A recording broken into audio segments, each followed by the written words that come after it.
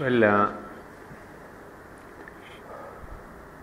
I have changed the title. If you notice there, last time I had called this as the 12 attributes of the mother. But now I thought, as we are discussing the entire symbol, last time we saw this, what the center represents, the central circle, and then we have seen the 4 petals. So I thought, as we are covering all the aspects of the symbol, the center, the 4 petals and the 12 petals, so I said, why not we call it as the significance of the mother's symbol. Although we wanted to focus on the 12 aspects or the 12 attributes or the 12 qualities, we have started with the entire symbol. So I just changed the title, and as some of you remember, we have gone through this all the aspect of the central circle, that is the Supreme Mother. Then we have seen the triple aspect of the Supreme Mother, the universal, and then the individual. And this is what we had seen at the end of it, where Sri Aurobindo describes that that this Supreme Mother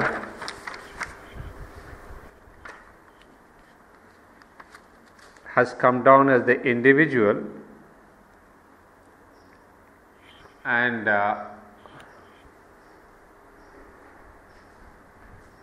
you see the quote, "The personally too she has stooped to descend here into the darkness, that she may lead it to the light, into the falsehood and error, that she may convert it to the truth, into this death, that she may turn it to godlike life, into this world pain and its obstinate sorrow and suffering, that she may end it in the transforming ecstasy of her sublime Ananda."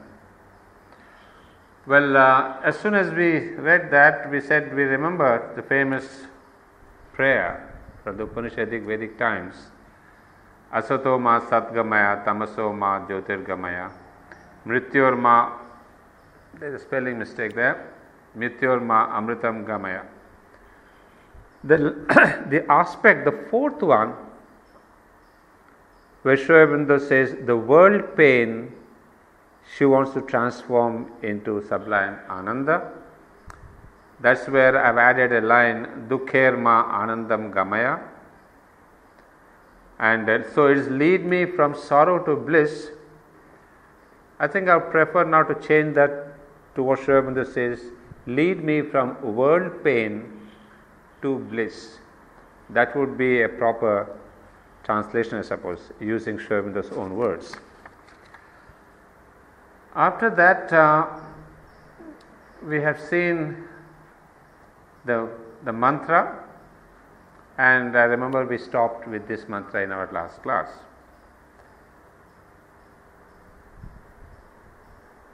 So this time we are going to concentrate on the 4 inner petals. Actually, in the last year or so, we have done in detail these 4 aspects from the book The Mother. But as we are discussing once again, I'd like to take you into these 4 aspects, but give you a kind of a live show, a live presentation of these 4 aspects. So here I brought you something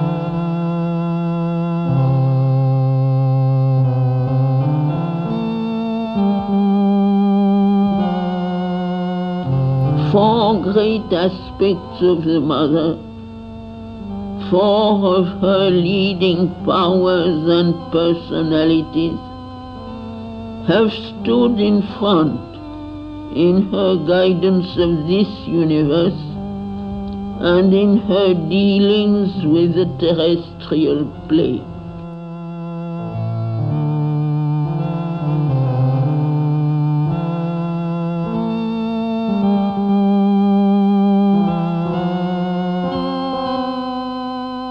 To the four, we give the four great names: Maheshwari, Mahakali, Mahalakshmi, Mahasaraswati.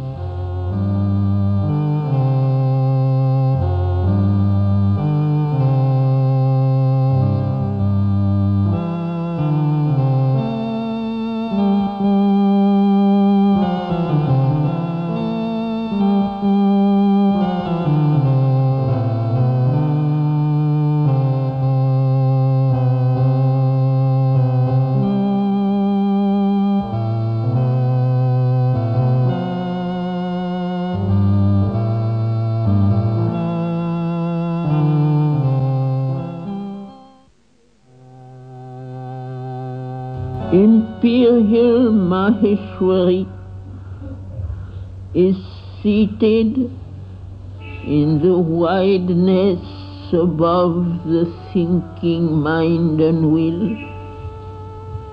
and sublimates and greatens them into wisdom and largeness, or floods with a splendor beyond them.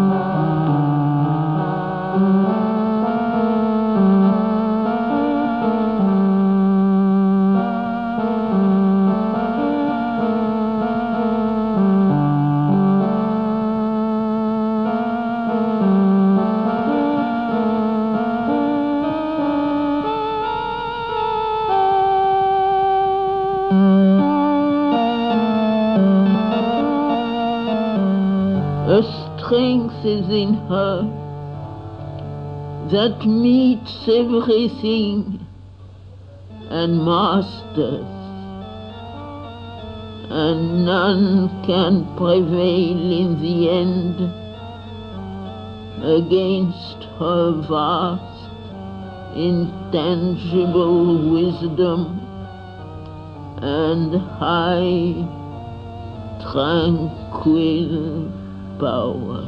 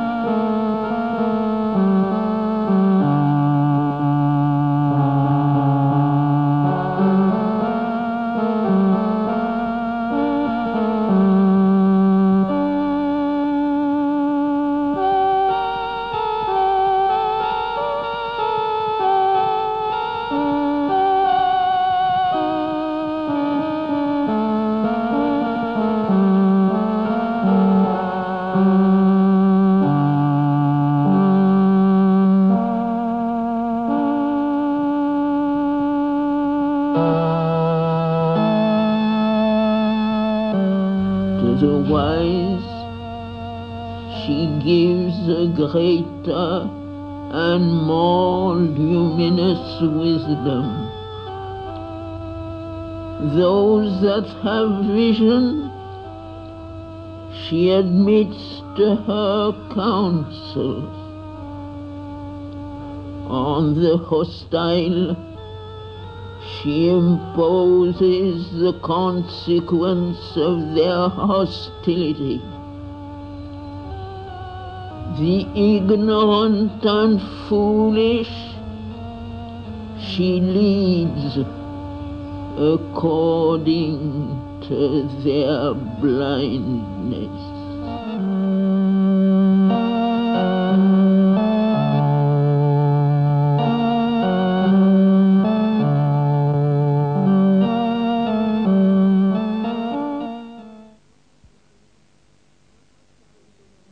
Mahakali is of another nature, not wideness but height, not wisdom but force and strength are her peculiar power.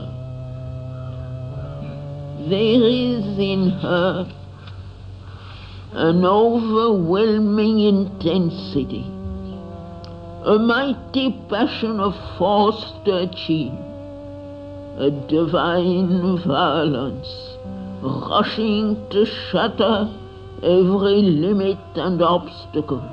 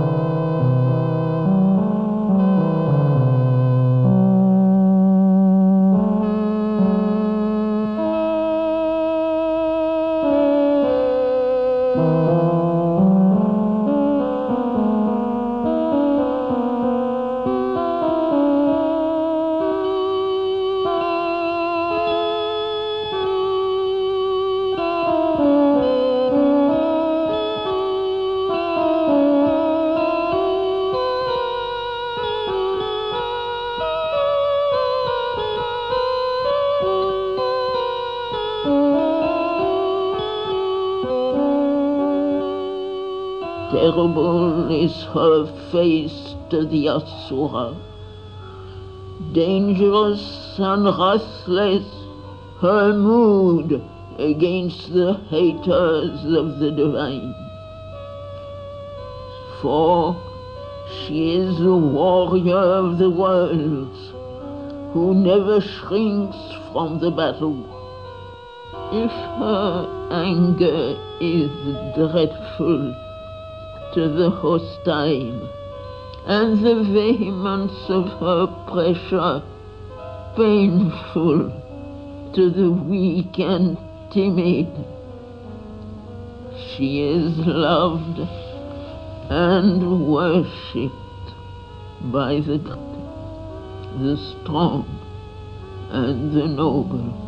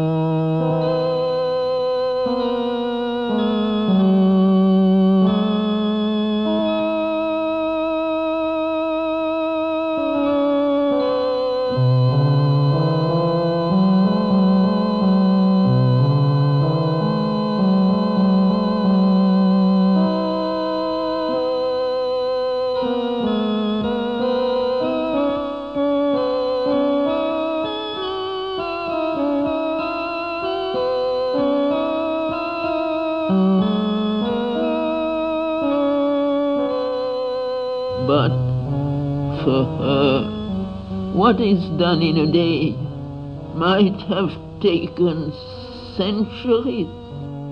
Therefore, with her is the victorious force of the divine, and it is by grace of her fire and passion and speed if the great achievement can be done now rather than hereafter.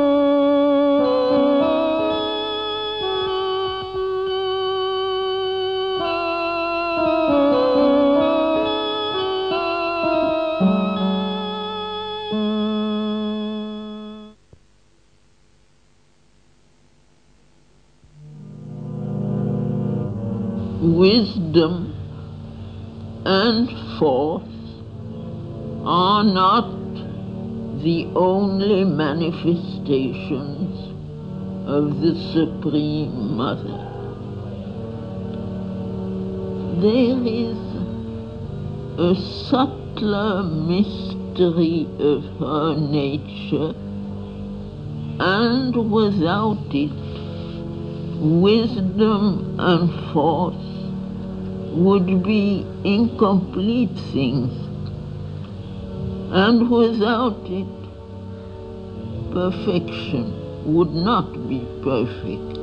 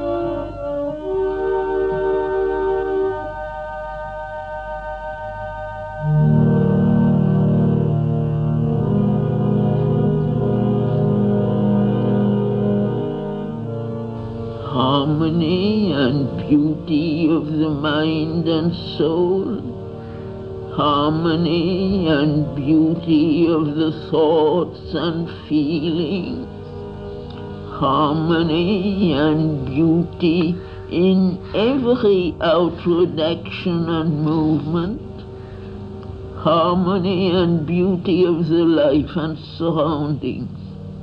This is the demand of Mahalakshmi. Where love and beauty are not, or are reluctant to be born, she does not come. Where they are mixed and disfigured with baser things, she turns soon to depart, or cares little to pour her riches.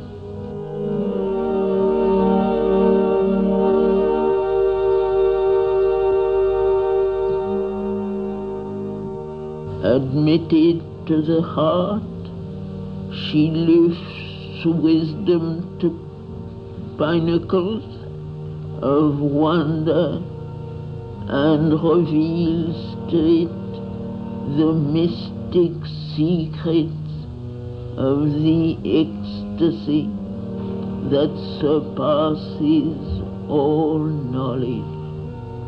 Meets devotion with the passionate attraction of the divine, teaches to strength and force the written that keeps the might of their hearts harmonious and in measure, and casts on perfection the charm that makes it endure forever.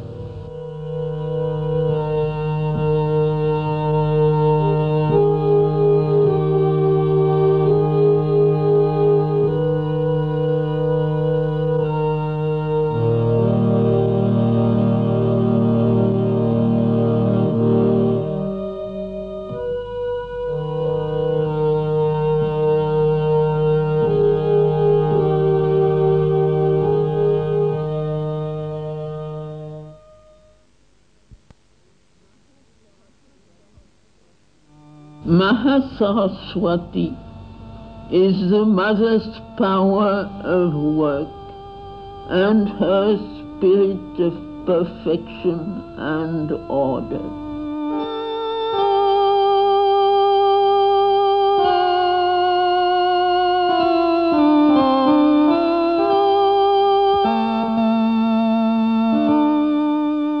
The science and craft and technique of things are Mahasaraswati's province. Nothing short of a perfect perfection satisfies her, and she is ready to face an eternity of toil, if that is needed for the fullness of her creation. A mother to our wants, a friend in our difficulties, a persistent and tranquil counselor and mentor, chasing away with her radiant smile the clouds of gloom and fretfulness and depression, reminding always of the ever-present help, pointing to the eternal sunshine. She is firm, quiet, and persevering in the deep and continuous urge that drives us towards the integrality of the higher nature.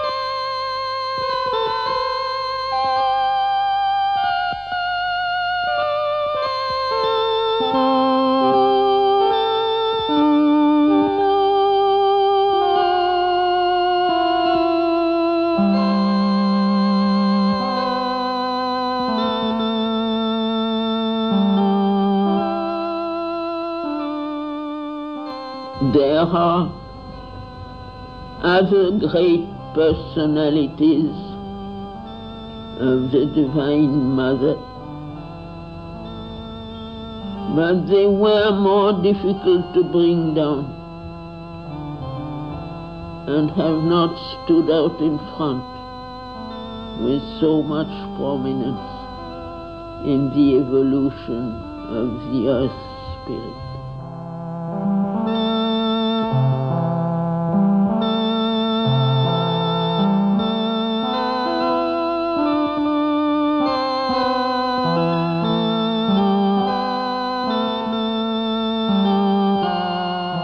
Only when the four have founded their harmony and freedom of movement in the transformed mind and life and body can those other rarer powers manifest in the earth movement and the supramental action become possible.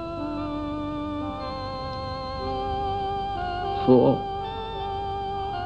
when her personalities are all gathered in her and manifested, and their separate working has been turned into a harmonious unity, and they rise in her to their supramental Godhead, then is the Mother revealed as the supramental Mahashakti and brings pouring down her luminous transcendences from their ineffable ether.